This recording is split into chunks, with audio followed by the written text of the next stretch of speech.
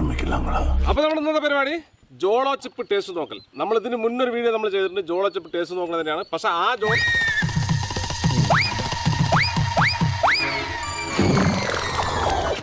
നമ്മൾ RIP-യിലാക്കാൻ വേണ്ടി ഇരുന്നാണ്. നമ്മൾ ഇതിന് RIP-യിലാക്കി. എന്നോട് കളിക്കാൻ ധൈര്യം നല്ല എരിവുള്ള നാടൻ ഐറ്റംസ് ഒന്നുമില്ലേ?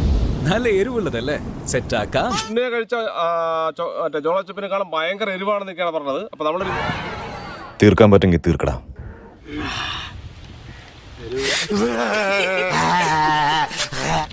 ഞാൻ നിർത്തിയിട്ടാ ലേശം വെള്ളാവാം ലേശം.